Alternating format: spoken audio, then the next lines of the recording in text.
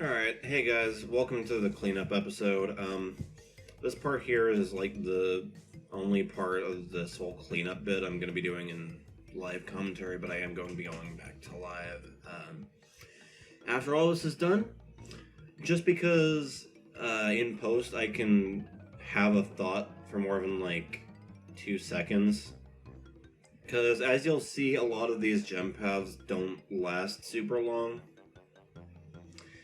But yeah, so we're going to be going from first to close-ish to last, because we did do one last time, just to get the last color gem. So let's take on Jungle Rollers. Alright, so Jungle Rollers, we're not really missing a whole lot. Like, this is about it.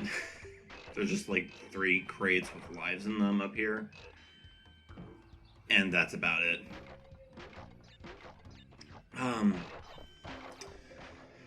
For the Great Gate, however, things are a little more interesting, I guess, just because it basically adds you a little bit onto the end of the level.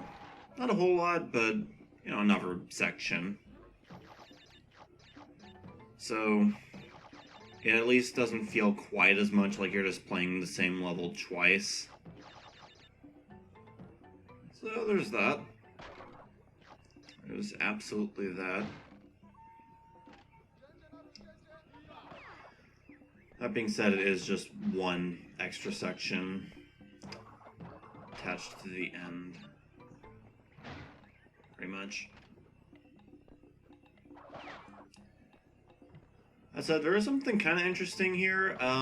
It's actually really easy to skip most of this level by doing an exploit. I actually didn't realize this until I went back, like, just now doing this. And in fact, literally what happened was I figured, you know what, I want to see if I can pull this off. So, like, the idea is that they're trying to make you go back by having it where, you know, you have to destroy the crate that you use to get onto this, like, alternate route to get here. However, if you notice, there's something else we can bounce on in the area, and I had this idea.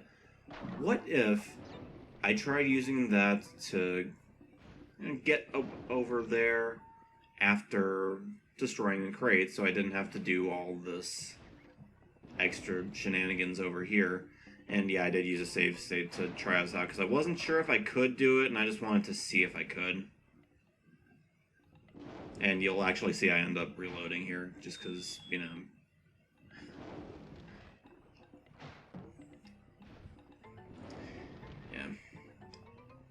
Yeah. This is kind of cheating on my end. I get that.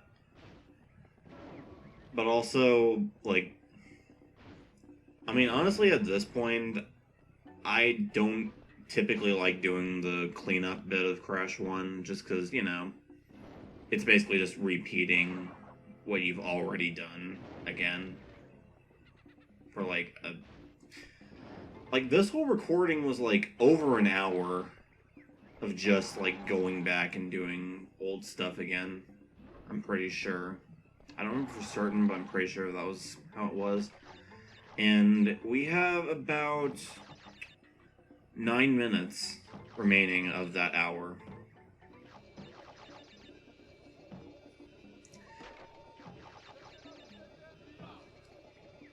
So yeah, not a whole lot to show for it. And yeah, Upstream, there's basically just this, but there is a little bit more to it. I think it's just like... No, wait, there is one other place that I had like 2 seconds extra footage of. But yeah, this is, again, kind of close to what you'll typically expect from all of this.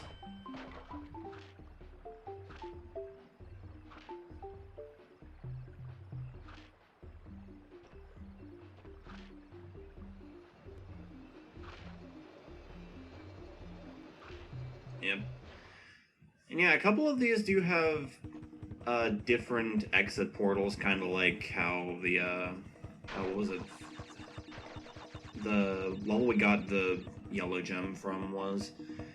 Rolling Stones is another one where it's basically nothing extra. Ada Fortress is... I don't know, there's a little more to it, I guess, but this path is basically just it here. And it's not a particularly interesting path, honestly. It's just, like a lot of these places, another area to score a few boxes with not too much happening. That was not your computer giving you a prompt, by the way. That was my computer telling me that I was running low on storage. So, yeah, that happened. So that was fun.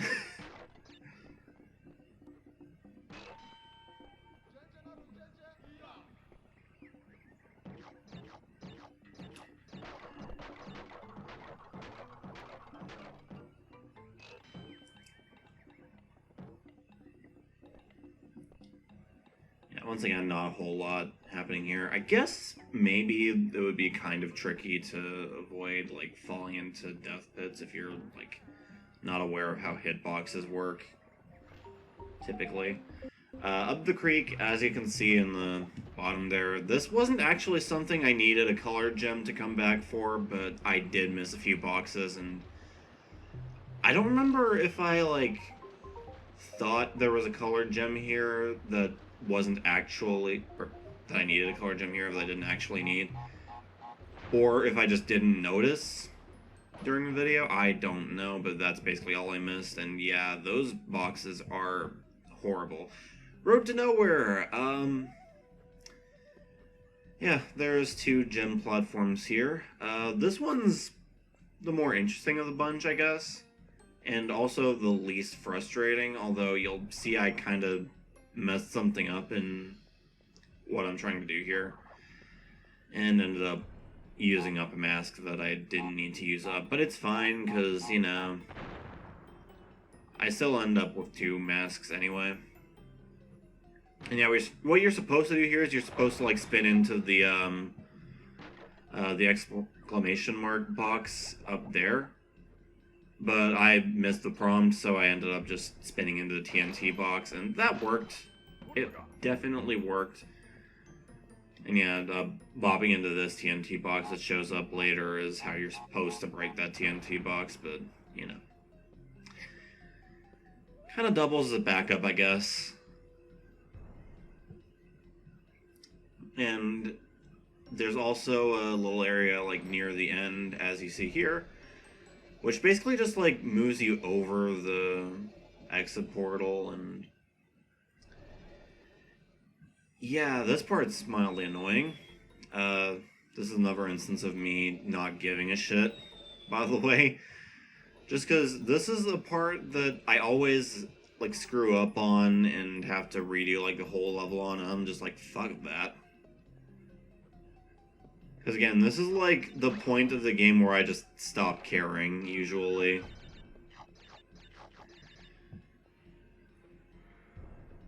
In fact, I'm just gonna say right now, there's not really anything in this video that I typically enjoy doing when I play Crash 1. It's mostly just, like, minor additions to the levels, and then, like, a boss I don't care about. But yeah, Boulder Dash is the last one, aside from something that I actually decided later on to just do live. And it's basically just a bunch of opportunities for lives, I guess. There's some enemies here, I guess. You can probably get hit by them if you're, like, bad at the game. But I feel like if you get to this point and you suck bad enough to get hit by a basic enemy, I don't know. Anyway, yeah, see ya in a minute when we get back to live commentary.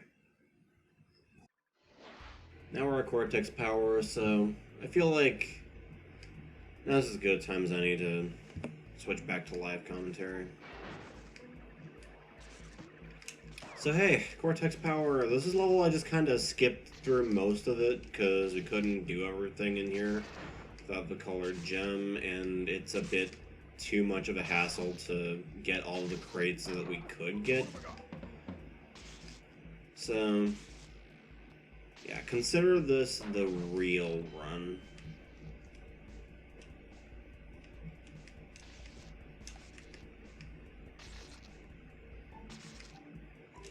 Yeah, as hinted earlier, cortex power is a fucking maze. That's basically all there is to it. It's a maze, and it is really annoying to navigate. Especially in this version, because you don't have the box counter. Alright, so over here, I believe, yeah, there's one of these guys. Yeah. Kind of easy to get past, but, you know.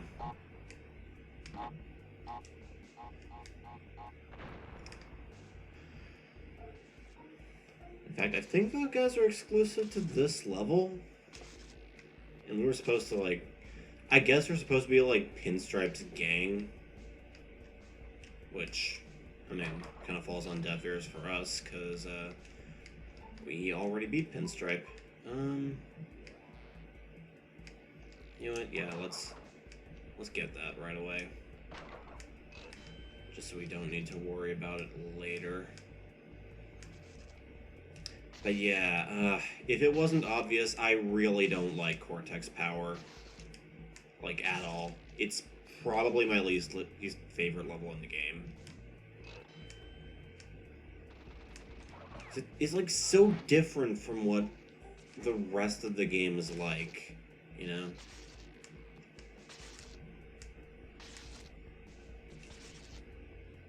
It's like Crash just wasn't made to support maze-like levels, and I probably didn't even need to go back here, now that I think about it. Oh well.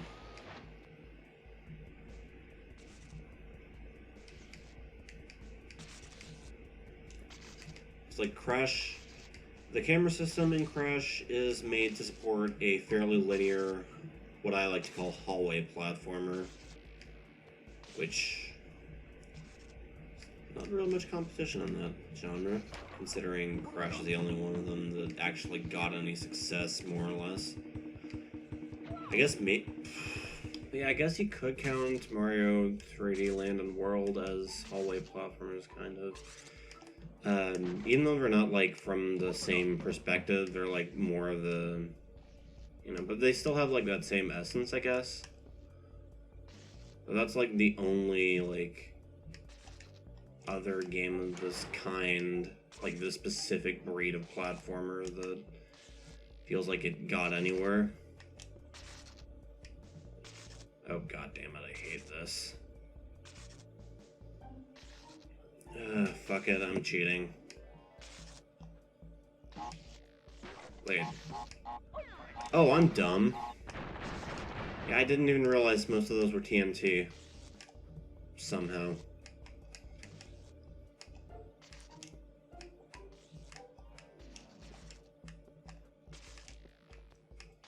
I should probably know this game better, considering it was like my first video game, and it's one of the games I've played.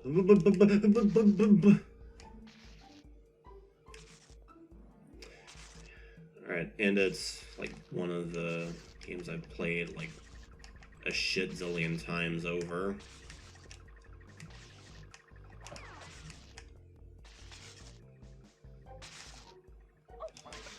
Whatever.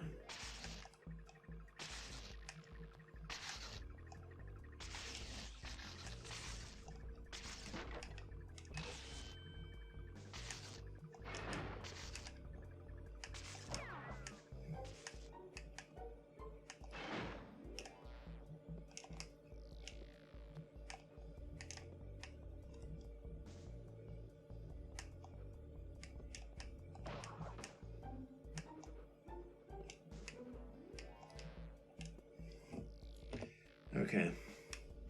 Yeah, I probably could have saved a bit more of the trip just by getting that earlier, but I don't know. Didn't want to, I guess. not like I'll have too much trouble getting back.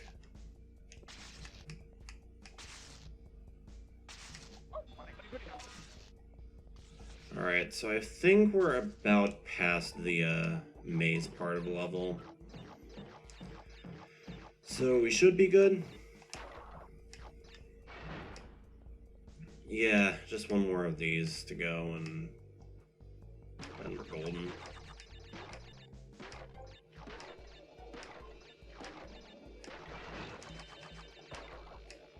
Alright.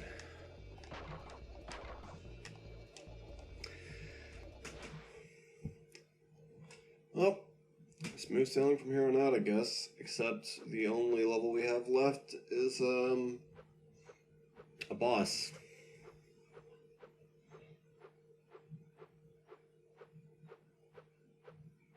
Something like that, anyway.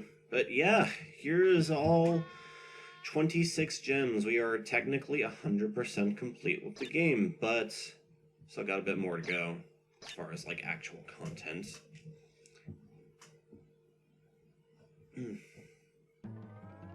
So, let's head on right up to the end. So, that's interesting. It just skips the Great Hall if you get all the gems. That's... don't think I ever knew that before. But we do want to get through the Great Hall, because it is, of course, the final level of Crash Bandicoot. So, hope you're all ready for this epic moment. Let's go.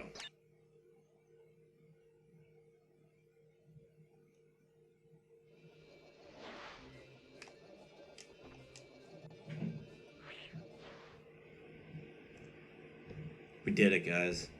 We did it.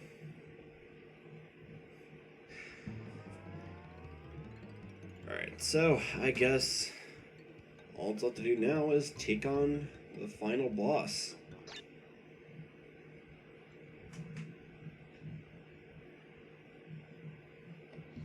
So I'm just gonna do that because I don't know, reasons. So yeah, the final boss of Cortex sucks. Okay, you know what? I'm not gonna take that.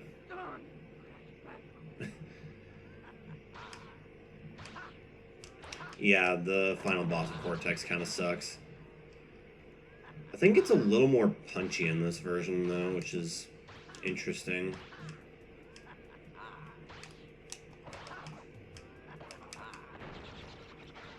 Only because stuff like flies at Cortex a bit faster. In fact, I say that, I think this entire fight just might generally be easier on this version than it is in... than on the Insane Trilogy. Okay, that was my bad. I'll take that. That's fine.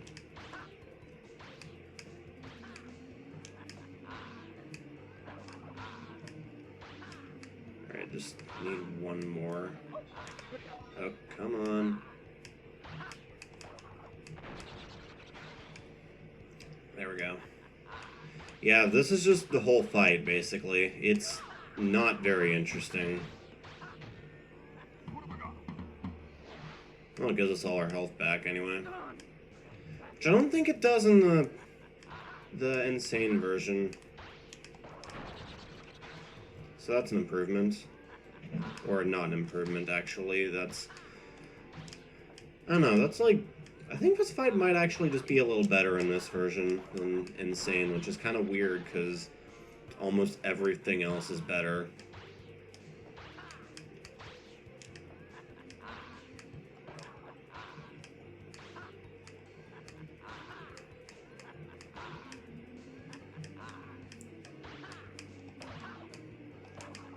Alright, there we go. And yeah, we made it back to this phase with both of our masks. We're not gonna make it out of this phase with both of our masks, though. Okay, what the hell? And there we go. Final boss. I guess it technically tested our skills, kind of, but,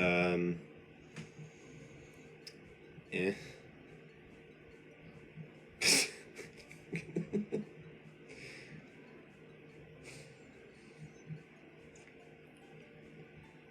Yeah, this is what they chose to go with for the ending cutscene.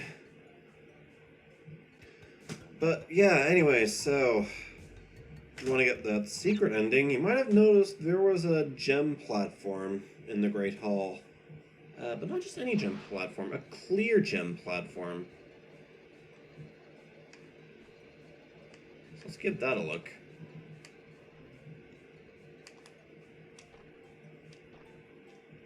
Yep. Takes us all the way over here through this set of gem platforms. And of course, there's a different platform for every clear gem you find. So you do need all of them to make the jump. And hey, look who's waiting for us. So, is that worth it? Better be. I don't think this ending is canon, because Cortex doesn't fall into the ends of the earth, which is what he does in the second game. So yeah, it does at least give you this, like, where are they now thing, which, I guess that's neat.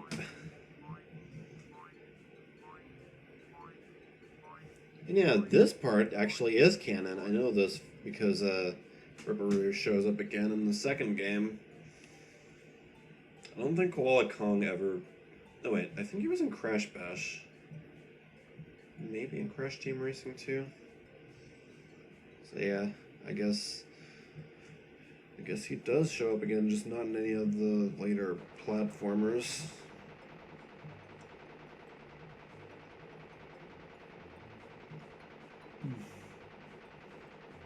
I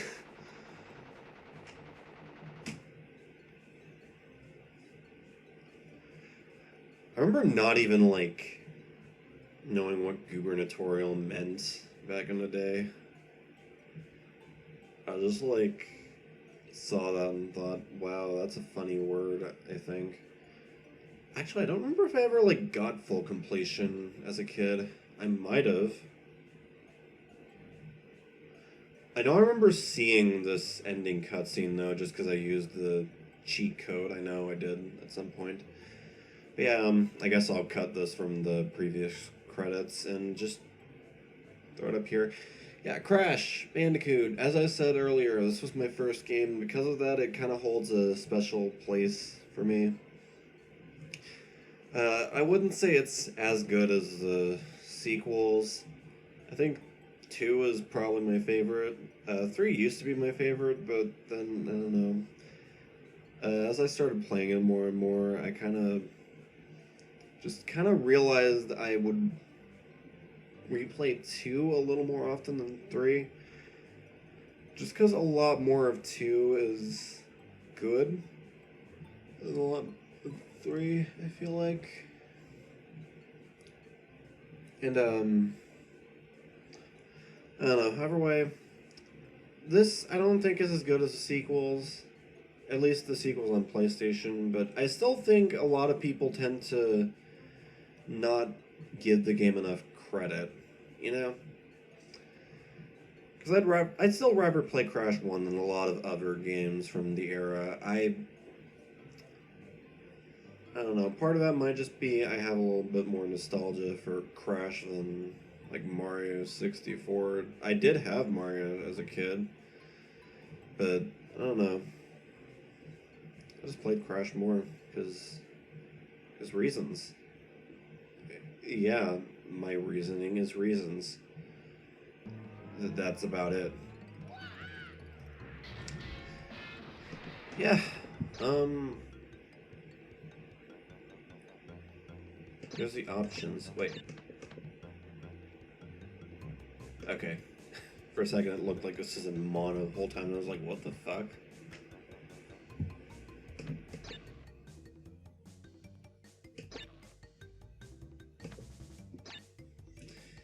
But yeah, it isn't, thankfully. But yeah, Crash Bandicoot, I liked it a lot. This was fun to revisit. I don't know if I'll ever play the PS1 version again, just because the PS1 version of Crash 1, the saving system is dumb. It doesn't feel as good as a remake. But who knows, maybe. I still do have that attachment to it. This was, of course, the version that made me fall in love with Crash 1. And just a series in general, so you know what? It's worth something, at least. So, you know, it's fun by me. I will see you all. Well, I guess next up is just the bonus videos. Probably not immediately, like next week will be the bonus videos for this and Spyro, but I want to get them out sooner or later, basically. I'll get them out before I start the next Let's Play, at least. So, look forward to those. And, of course, the bonus video for Spyro 2. And, yeah. See ya.